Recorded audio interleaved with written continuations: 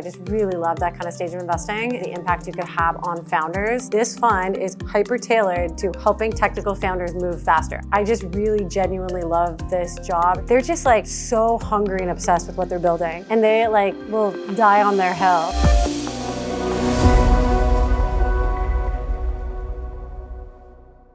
At Context Ventures, our podcast, Advancing VC, covers all things startup and venture capital, primarily how startups and venture capital are changing. We chat with venture capitalists, limited partners, and founders who are actively working at the frontiers of our industry and are advancing venture capital. Today, I'm especially excited to chat with Robson of Modern Technical Fund, who recently closed her first fund. Robby, thanks for joining us. Thank you so much for having me.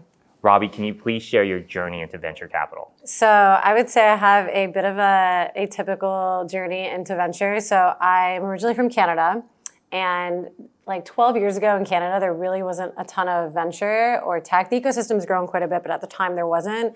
And so I was doing investment banking at the time, realized if I stayed in Canada, the only kind of banking transactions I'd be doing would be like natural resources. And we have a lot of trees and oil and gas. And so I ended up cold calling my way to a tech-focused investment bank, a skill that actually really has served me quite a bit as I've gotten into venture. And that's how I got to San Francisco. So I cold called my way there, was in banking for 2 years. I didn't know a lot about venture capital, but got recruited in from my banking job. And then as soon as I entered the industry, this is now like 10 years ago, I just fell in love with the job. And so I've spent the last decade in venture, kind of starting with like the really big funds and then moving more and more focused on seed up to the point where last year I started my own fund. But yeah, that's been my kind of atypical journey. And then within venture, I believe it was Norwest, Cowboy. Have you been focused on a certain stage or sector? So the entire time I've been focused on technical enterprise. So when I joined Norwest, this is now back in like 2016 timeframe, I was focused on, it was a very technical team. So a lot of folks there were ex-Cisco, like deep networking guys. And so I was immediately kind of thrown into the deep end of technical enterprise investing. That was predominantly seed through Series A. When I started, over the 3.5 years I was there, the fund size doubled. It went from a $1 billion fund to a $2 billion fund. So they had our team doing more growth stage venture. And for me, that was really not where I was finding founders I really liked. I would say the more early stage of investing is much more human oriented. And there's just like a lot more gray area. And I just really love that kind of stage of investing and also the impact you could have on founders. So from there, I went to a seed-focused fund called Cowboy Ventures, which was started as a generalist fund.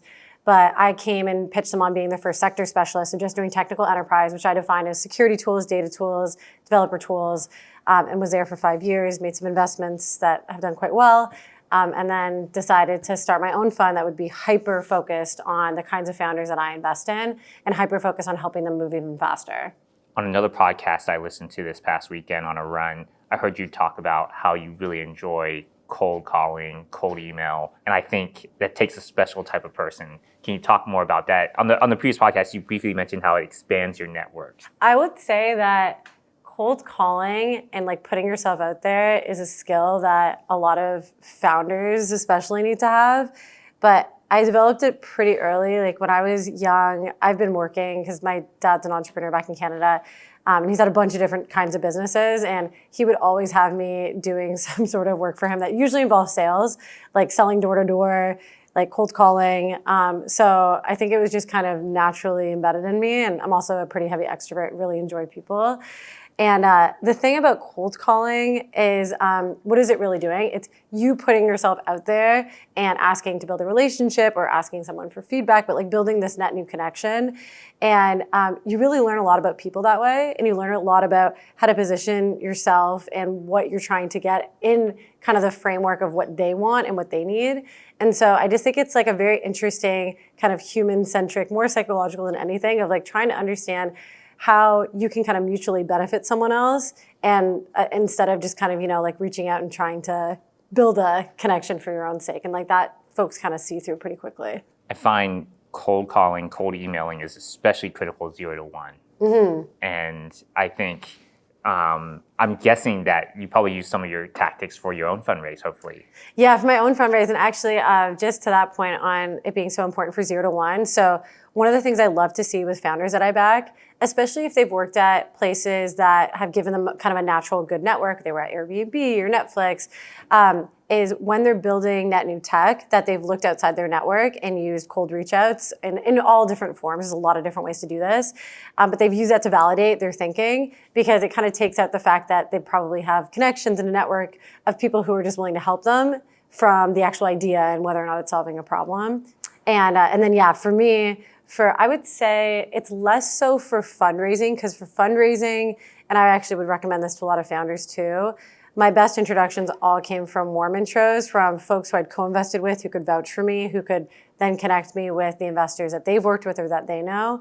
And similarly, I think that's a really good way to fundraise as a founder too. But when I hear about a founder that's in a space that I'm really interested in, then yeah, I'm reaching out to them. I'm like very succinctly trying to convince them, if they've never heard about me or the fund that I'm building, to take a meeting with me, which if it's like a founder that's being chased, then it's no easy feat. But yeah, I would say that I'm always iterating on how I reach out to folks and kind of like the tactics that I use, kind of like varying in intensity. And sorry, I know this is a very long answer, but there was a company, this is back when I was at Norwest, so like now we're talking like 8 years ago, that is now very well known, called Scale AI, that at the time I'd heard really good things about. I think they'd raised some money, but they were still very early and like on folks' radars, but not like the behemoth they are today. And I was trying to get a hold of the founder, very hard at the time. And, you know, I'm sure on some level he'd heard about the fund, but like, you know, Norwest was just not at the top of his list for whatever reason. And so I did a bunch of customer research. So saw that I had a lot of folks that were using the platform in my network, got some kind of feedback from like the folks in my network of like different product features they'd want, where they'd want to see the product go. And also like came to their office with this presentation, ended up getting a meeting out of it. And so I think like finding ways to get in front of people that serve them, because I think too many cold reach outs are a little bit too like self-serving. Like when you find a way to make it beneficial for the other party too, it can just like make you more successful, but then also create a connection because you're not just asking them for help, you're helping them as well. When I think of cold reach outs, I think of two things. One is the whole Jerry Maguire, help me, help you, to your point. And then the second one is you have to learn to be vaccinated against rejection because it's just, you don't know if they're going to say, go away. Yeah. When I listen and think about your career, I feel like you've been going earlier and earlier and earlier, from investment banking to Norwest to Cowboy to Modern Technical Fund. And you mentioned you want more of the human interaction as opposed to like spreadsheets. Can you talk about the genesis of Modern Technical Fund? Let's see, the real genesis of it and like the real idea started to come together in like December 23, January 24. And there were a few kind of things that I was noticing. So since, you know, late 2022, rise of ChatGPT and a lot of AI-enabled applications, there's just been this change in pace because it's much easier and faster to build new software, to launch it. But then on the buyer user side in the enterprise generally, folks are much more willing to adopt new software. And when I say enterprise, I just mean B2B broadly. So you've kind of got these two dynamics where you can build and ship software faster. You've got a ready and willing audience to look at new tools and look at new efficiencies that they can get with AI. And so it's kind of creating this perfect storm of like, you could build companies incredibly quickly. And I had also kind of seen this pacing change even pre-AI with a company that I worked with called Drata, that invested in at Cowboy. And they got to 100 million ARR in 4 years. And a lot of it had to do with there were market tailwinds and dynamics around the compliance space that made it so that every company needed to become compliant with things like SOC 2 or ISO or HIPAA. But there was also just this like change in pace of like how quickly new software was getting adopted and how fast that they were able to move and get in front of folks. So I was noticing all these trends around pace. And I was like, okay, I just don't feel like traditional venture firms are really set up, both from like, well, actually, from all aspects of venture, from sourcing, diligence, winning, supporting companies, there just wasn't this kind of alignment with the new pace of venture where you kind of had to be in front of like everything. Like deals were happening super, super fast. You had to have this expansive network of folks that was kind of changing in order to see things at the earliest stages. You needed to be able to get to conviction quickly, otherwise someone was going to get there before you. And then winning deals really came down to like, even your internal process. Can you get your entire team to meet with them so quickly? And I would see this with other kind of bigger firms where their whole process was tailored to, Series A, Series B, like you're taking a few weeks to a month to get to a yes, and seed and pre-seed just doesn't work that way. And then I also saw the opportunity to use a very tailor-made community that could help founders move faster. And so for me, for technical founders that are at the earliest stages, that really comes down to helping them with go-to-market. Generally, the folks that I'm backing are really strong on product and engineering, especially if they're first-time founders. Go-to-market is where they struggle the most. So I thought, okay, if I built a community of technical buyers and technical sellers, folks who could give them kind of feedback on product, teach them how to sell to them, but then also on the seller side, so the first sales or marketing folks at companies like Drata or Sentry or Databricks or Mongo, I could really help accelerate things for them. So this entire kind of like fun process, I like conceptualized over about like 6 months, but it was really tailor-made to help technical founders move faster. So many things I want to double click on. First is the rise of solo GPs. I feel like the past few years, including myself as a solo GP, tech has enabled it, but there's certain trends within the industry that make it much easier for a solo GP to start a fund, but also the reasons for it make it even more sense in terms of speed. You want to talk more about that? This was a big open question I had for myself, and I'm sure you did too, when like starting the fund is, are folks going to look at me as a solo GP and is that going to make fundraising really hard? The thing that was interesting is as I went out to fundraise, I realized that there's kind of pros and cons when you're starting a fund to being a solo GP, and a lot of LPs recognize that because a lot of times if there's 2 or 3 people starting a fund, there's one person that they really like and really like to back. And so the problem is they kind of have to invest in the other 2 folks as well. And then similarly, there's a dynamic of there have been a number of pretty high profile like team breakups in venture, especially for early emerging managers the past couple of years. And you don't have that if it's just you. So it's kind of eliminating that risk.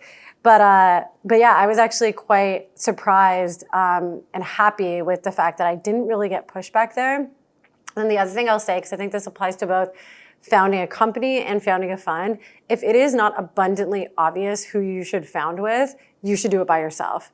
Because it is like super, super hard going at it. And I would say even more so for a fund because it is a very individual job at its core. And yes, you can benefit from having like shared networks and splitting up different operational tasks. But I do think that like this job lends itself to being an individual investor versus at a company, there's different functions. But even for my companies, I've backed a number of solo founders and one of their early engineers becomes a CTO, almost like a founding CTO over time.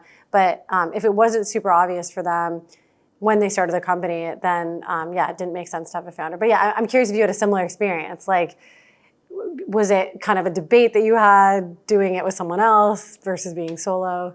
The initial thinking was find partners. And then it takes too long to go do that. Mm-hmm. And so go build.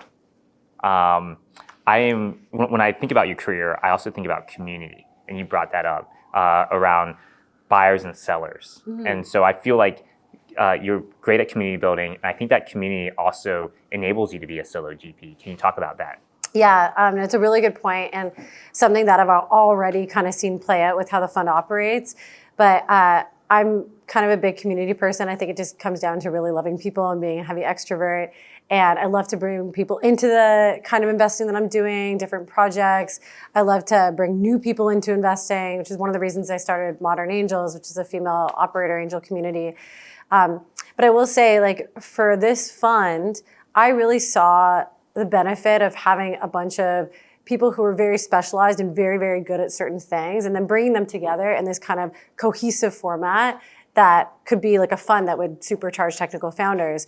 So on my go-to-market team, I have a lot of specialists. So I have the very first technical writer at Stripe, who is like arguably one of the best in the world for a technical documentation, technical writing. I have our earliest sales leaders at Drata and marketing leaders at Drata, like some of the best early like team of one sales and marketing leaders.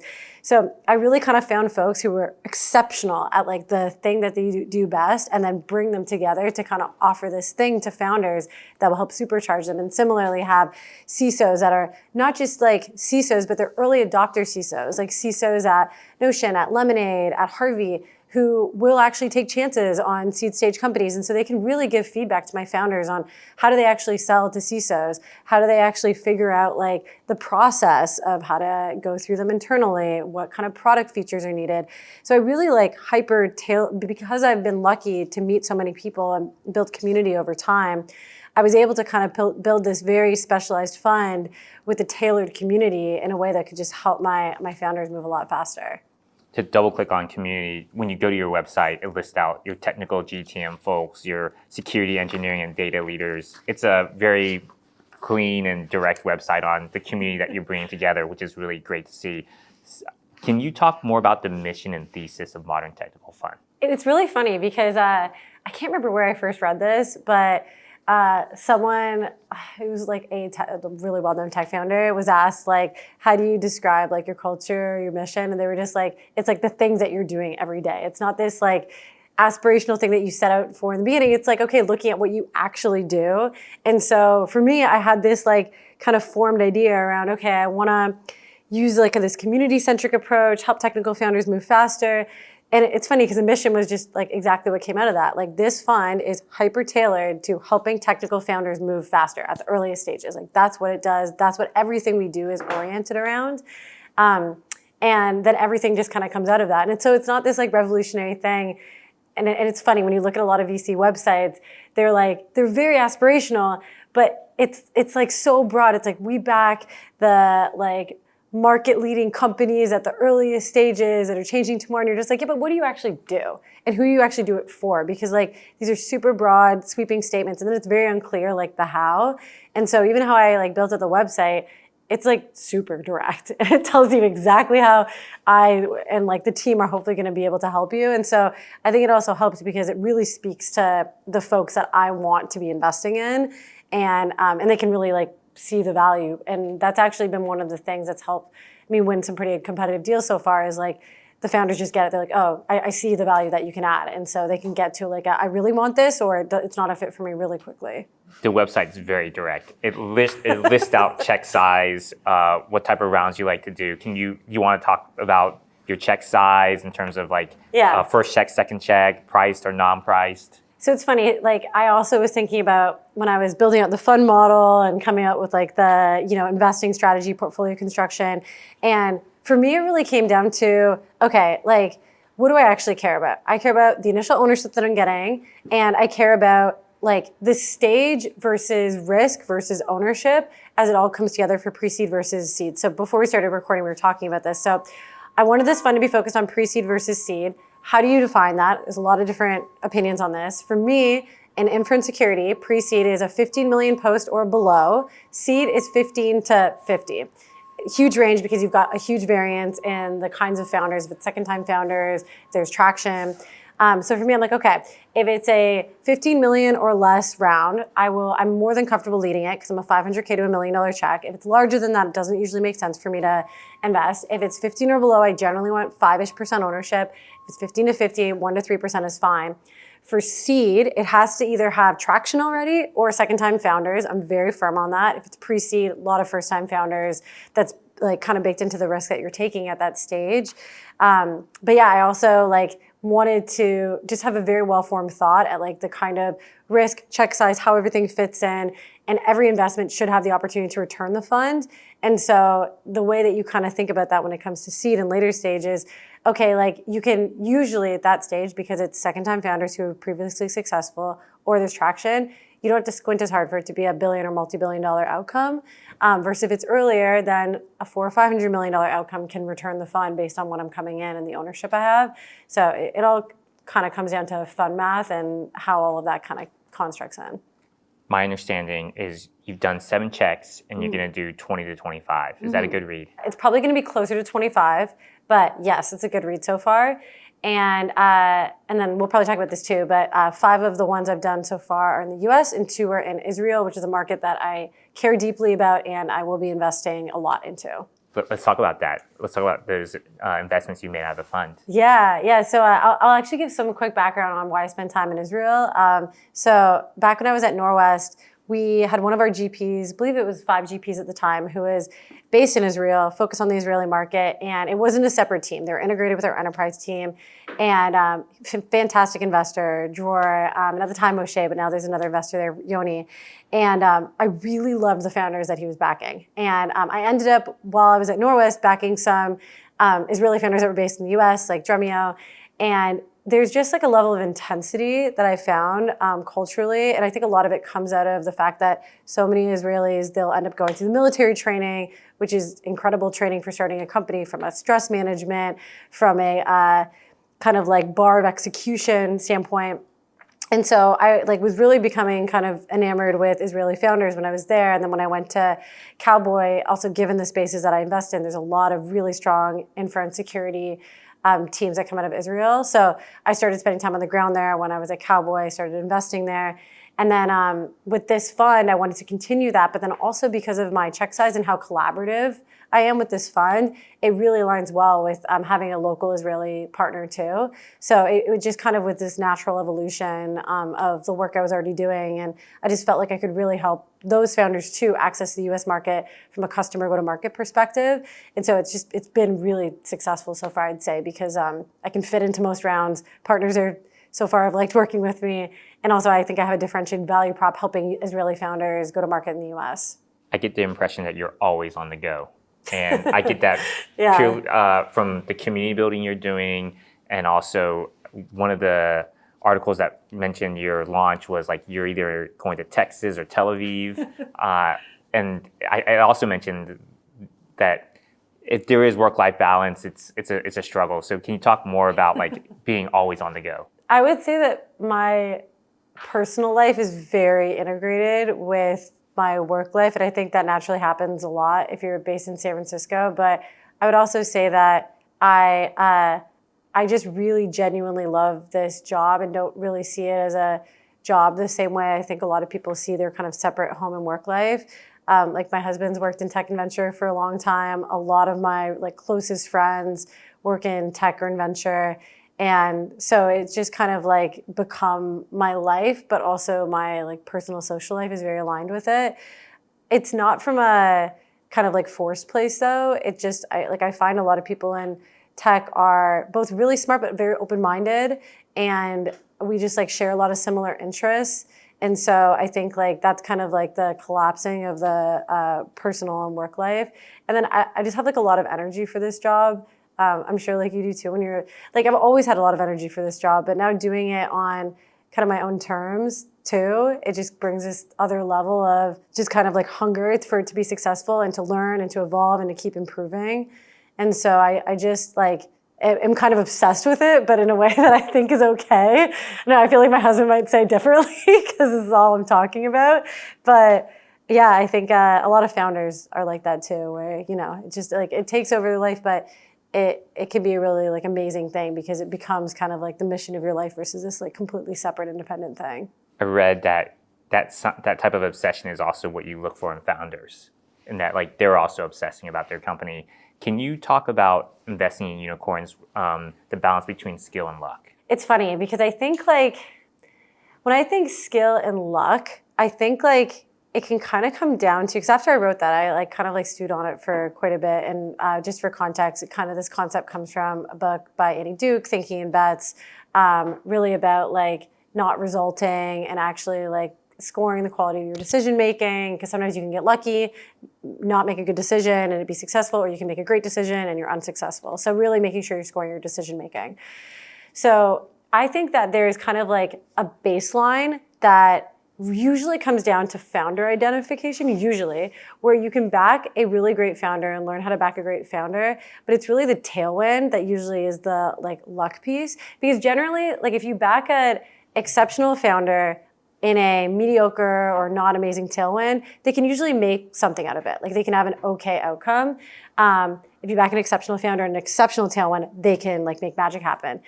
if you back a mediocre founder and an exceptional tailwind, there's usually like not magic that can be made there. So I think like the baseline is like you have to back exceptional founders, and then the luck or not luck piece really comes down to the tailwind that you back them in. And one actual specific example to this is the Drata team. So security compliance automation company now worth $2 billion, over 100 million ARR, that I was lucky to work with at like very, very early stage when it was just a Figma design of what they wanted to build. And one of the things that's interesting is they were second-time founders. The first company was an ed tech company, and the first company did okay, but it was no Drata. But it was basically the same team that then went and built Drata. Exceptional tailwind, a lot more compliance concerns. You basically needed to be SOC 2 compliant to sell to anybody, not just like big enterprises.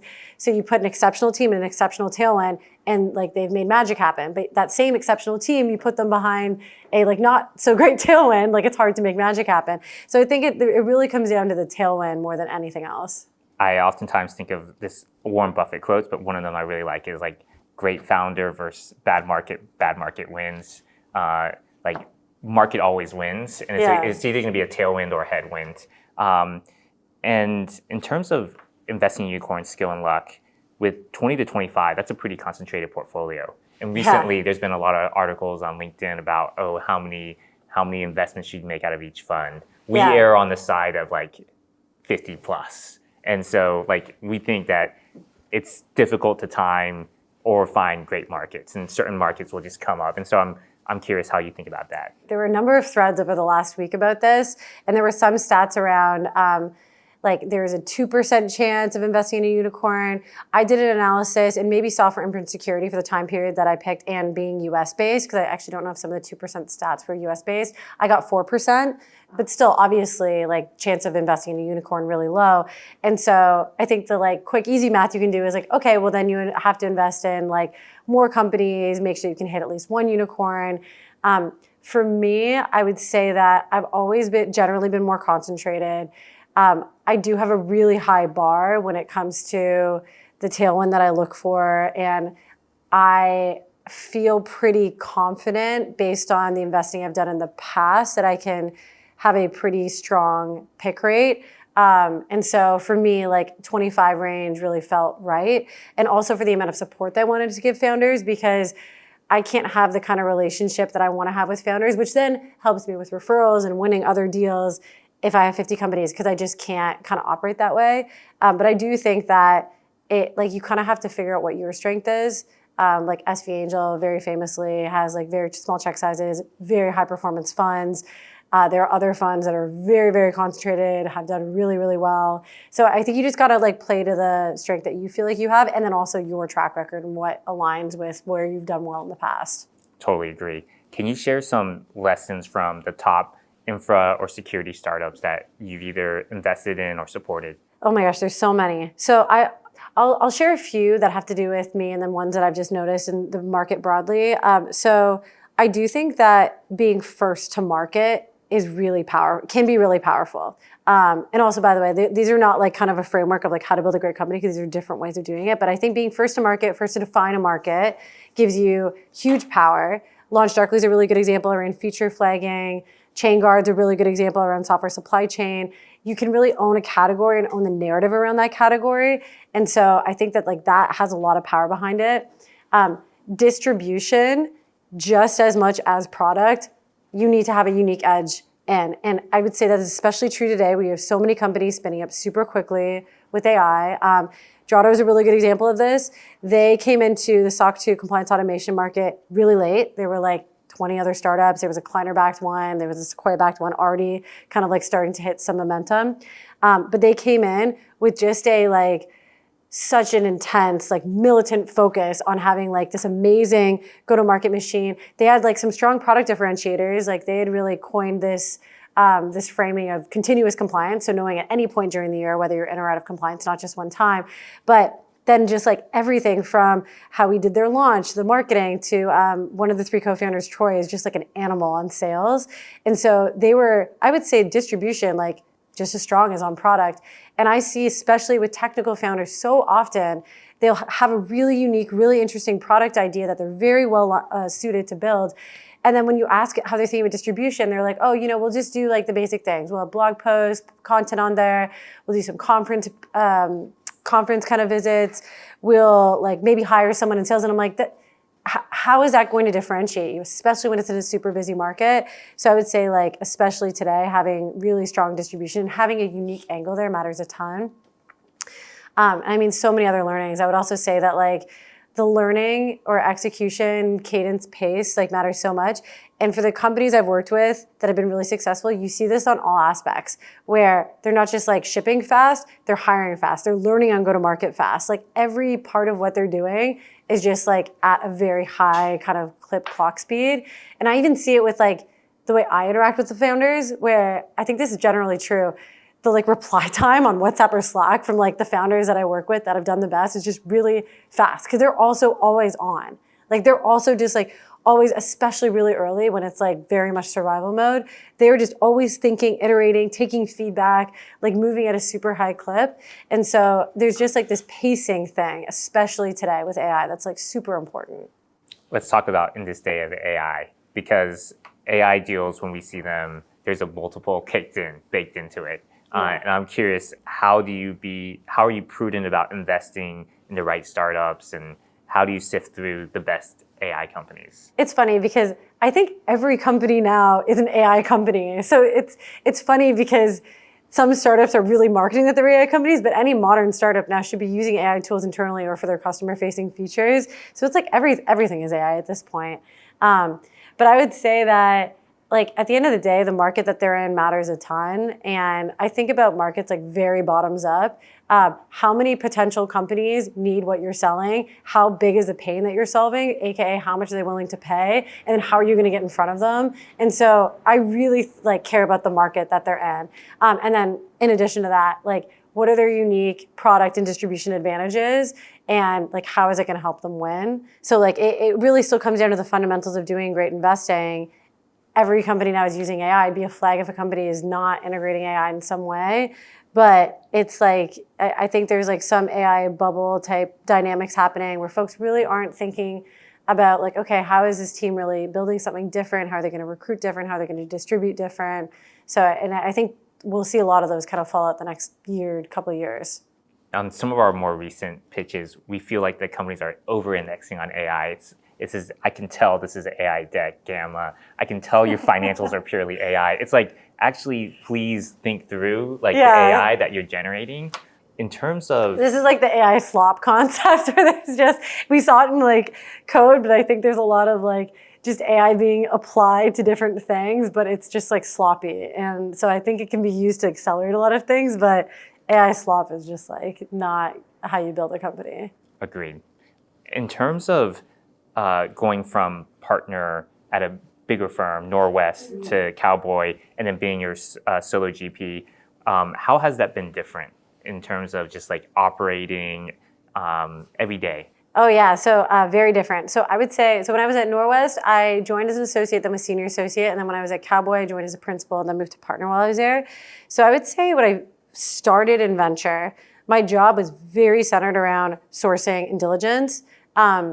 And then over time, while I was there, it got much more into like winning deals, portfolio support. And then when I was at Cowboy, it was much more full stack, and also just owning the categories that I was investing in from like a branding perspective. So I started doing the open source podcast through that I do with Tim Chen at Essence, really tailored my networks towards, not just like sourcing and building those spaces, but like really helping like build this as like a full functioning kind of sector practice at the firm.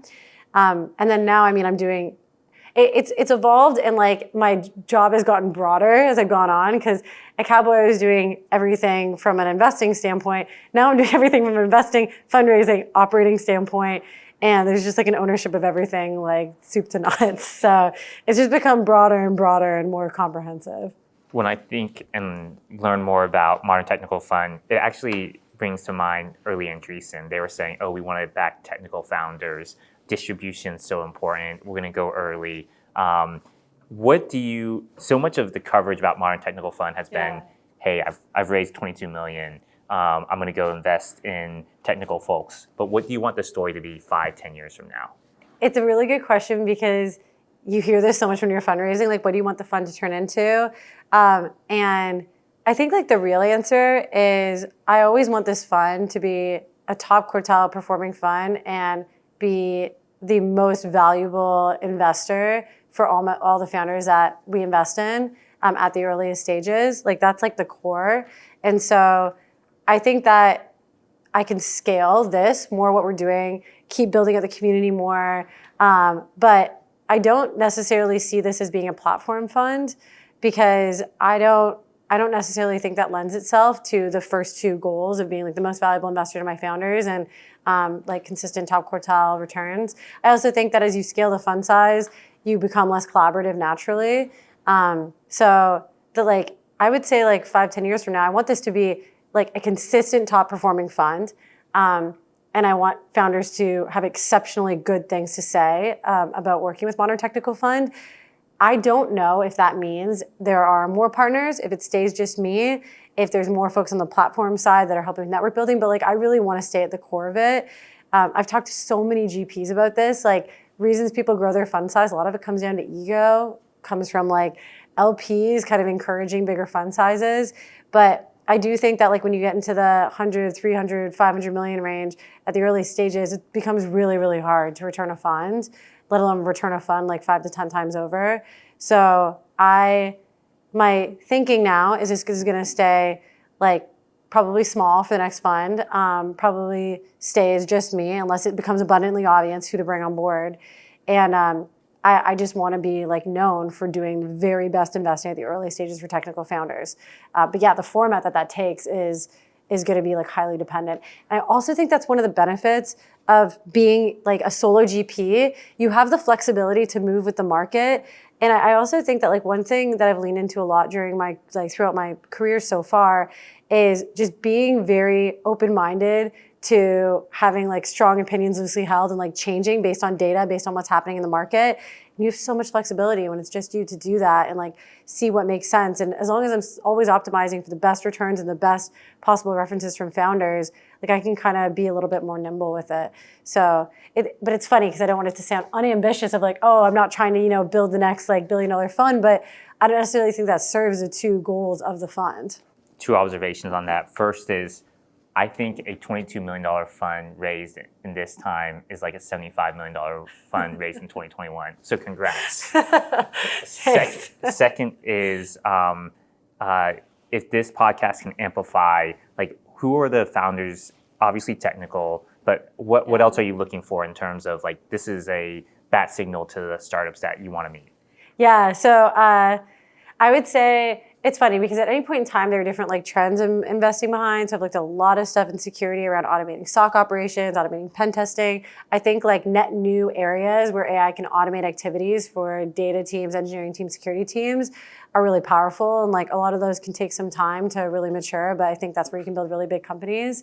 Exceptionally user-centric founders. I really can, and that really aligns with what I do with the fund. And so I think there's kind of this natural gravitational pull for the founders that I want and the strategy that I have. Like ones that just want to talk to as many users as possible. They want to solve like as big of problems as possible. Like that kind of user centricity, like that's really what I want to see. Cool. When I talk with fellow VCs, especially emerging managers, and they're talking about fundraising, they talk about how challenging it is. And a little bit of what you've written and what Alex Conrad has written is about your fundraising journey. I sometimes say fund ones are pre-seed, fund twos are seed, fund threes are maybe like series A, and there's a hard graduation rate. Yeah. Can you talk more about your fundraising journey? Oh, that's such a good framing, but also, yeah, it does. I would say like the graduation rate really comes down to like performance and whether or not you kind of deserve to keep doing what you're doing. I would say for fundraising, it kind of goes back to what we started with at the beginning of this recording. It really comes down to sales more than anything else and figuring out from the LP's perspective, like what are they looking for and do you fit that? And if you do, how do you position yourself the best way so they can see that? For especially some of my like earliest anchor investors, I know you're going to have Chris Duvos on. I think for him, he was looking for someone like me. He wanted like really hungry, really fast moving, like really kind of high intensity and really community centric. So he was an early backer first round. And so he saw a lot of what Josh Koppelman did early as being similar to what I'm doing with my communities. And so I like, as soon as like I knew that about him, I was like, this is my strategy. I think it's a good fit for you. But like very much kind of highlighted the things that he was looking for, which I happen to also have. And so I think like it really just comes down to selling and selling yourself well. And then the other thing that I did wrong in the beginning, that I course corrected on, and I learned a lot about kind of like myself, but then also how a lot of my founders should sell too, is a lot of people will just kind of like go through the motions when they're pitching, where they'll have like their deck. The deck has the market, has their go-to-market strategy, their team, and then they go and they like walk through all the parts with their, in my case, LP, founder's case with a VC, and they're like, oh, I did the pitch. Like I like spoke eloquently and I went through all the things. And it's like, no. Like, what are they looking for? And how are you positioning yourself behind it? And like, how are you selling your story? Because like, that is really what this is about. It's like a marketing sales pitch. Like, how are you actually selling yourself and what you're going to build?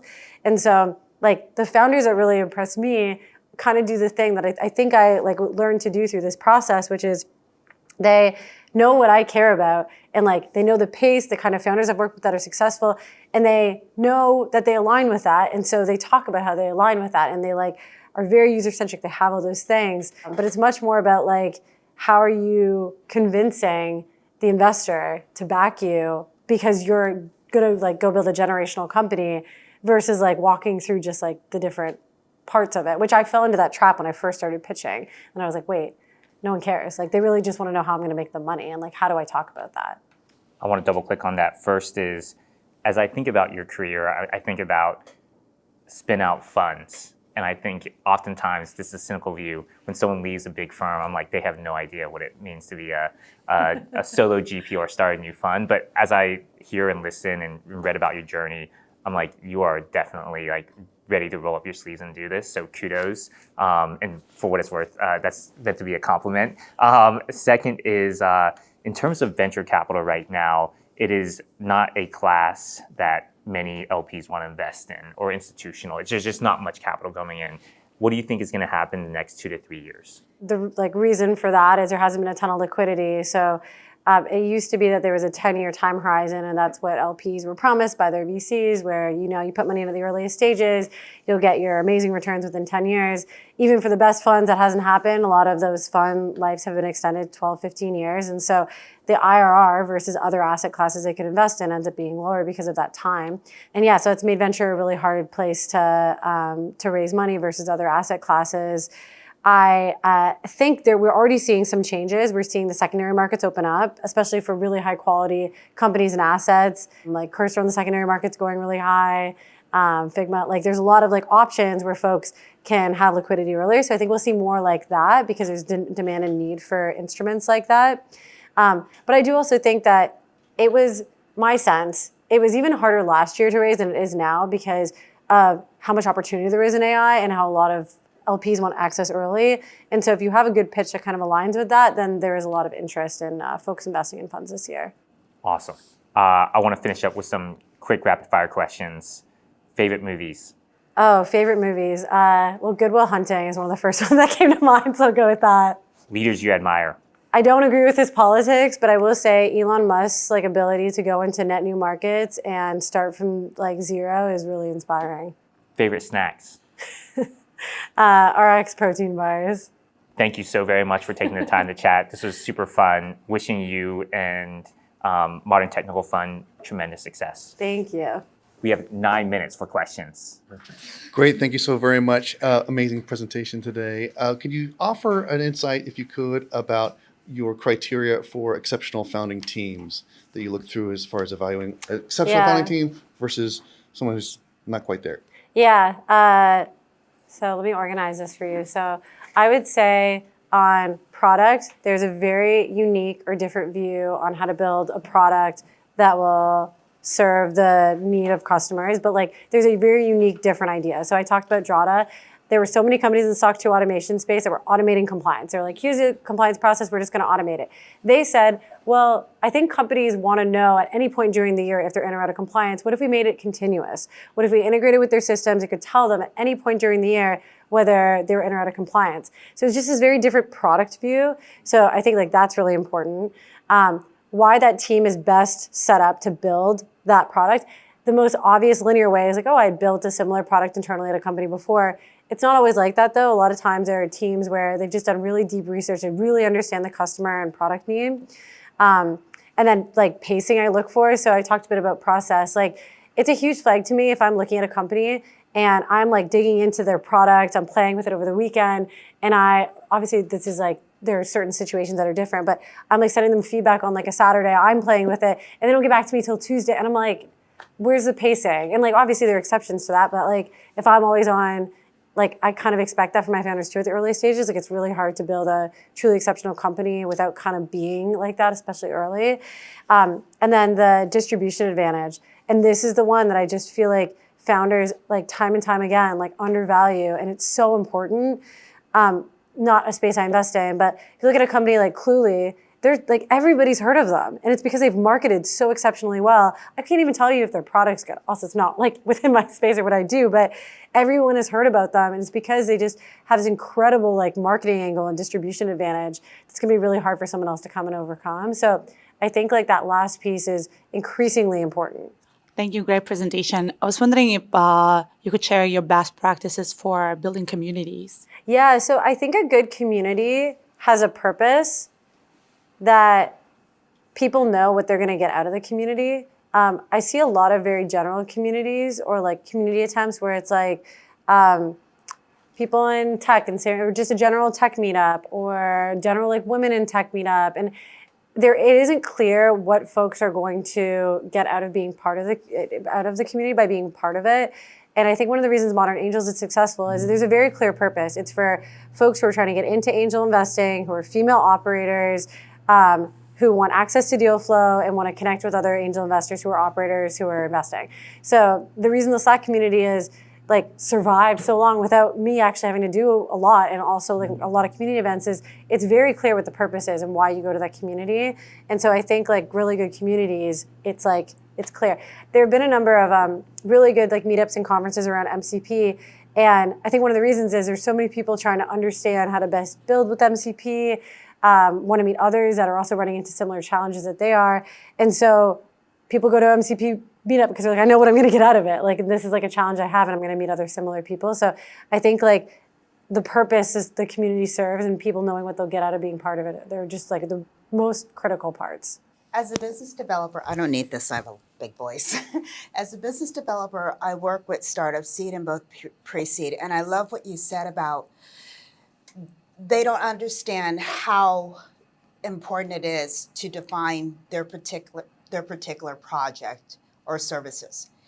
I want you to just give me some more insight as to one of the best ways to help coach them or direct them to do so. I find myself selling their technology for them to clients because I'm really big in partnering startups because they have no leverage as far as I'm concerned. They've never raised, some startups who have never raised. So what advice do you have for me to help startups? I think first and foremost, one of the things I see, especially with my first-time founders, especially if they're engineers and they've never like done any kind of sales before, they'll jump into a meeting and they start demoing. And they're like, here's my product. For 15 minutes, they're like, here's what it does. And the person on the other side is like, cool. Like that's not like solving a problem for them. So it's really like, first, your audience, like what do they care about? What problems do they have that your solution can potentially sell? And so the first 5 to 10 minutes should be a lot of like problem discovery of who they are in the organization, what they're challenged with. You can start to get an understanding of who else would benefit from your product or who else would need to be part of the conversation. And then you end up tailoring the description of the product or the demo to what they're challenged with, their needs. And so like really spending a ton of time on the initial upfront like work and then figuring out like, okay, how do I demo? How do I talk about my product in a way that suits them? Thank you. Wonderful conversation. So my name is Heidi. My simple question is, about what kind of about AI founder and a team is your favorite type? Can you tell us? What kind of AI founder is my favorite? Or Yeah, team? yeah, and the team. Yeah, thank you. So it's funny. It kind of goes back to like everybody is learning and implementing AI into their products right now in different ways. So it doesn't really change the kind of founders that I like. Like it's not like there's a certain kind of person that's an AI founder that's different than a founder that I would like generally. My favorite founders, I'll talk about some other characteristics I didn't mention before. They're just like so hungry and obsessed with what they're building. And they like will die on their hill. Like they just like love what they're doing so much. One of my favorite founders is a team that I backed at, or I was part of backing when I was at Cowboy, a company called Arcol, that's building, it's a quite a like technical product, but it automates and makes collaborative a bunch of architecture tools. And the founder was based in Ireland when we met him. And he was just like, so you couldn't find someone more obsessed with like automating and making architecture tools like much more accessible and collaborative. And any question that you asked him about like the space, customers, anything, he had like thought about like 10 different ways. Like that's the kind of founder that I love backing. They're just like obsessed with what they're doing because I become obsessed with what they're building too. And so like I need that from them. And I would say with AI too, the thing that would maybe I would say be like unique or different, like they're just really obsessed with like how to implement it. So like there's a company I backed called Run Reveal with the new fund, security data company that's added an MCP server that automates a lot of security analyst work. Their teams, like, they just love it. Like, they're all obsessed with it. They're, like, so excited about all the new features that they're building with it. They're, like, just launching constantly, like, posting about new features. Like, they just love it. Like, there's, like, no other way to describe it. They're just, like, living it day in and day out. And it's, like, clearly all they're thinking about. And so AI or not AI, it's just, like, founders that, you know, like, this is, like, their heart and soul. And they're so passionate about it. And, like, they live for it.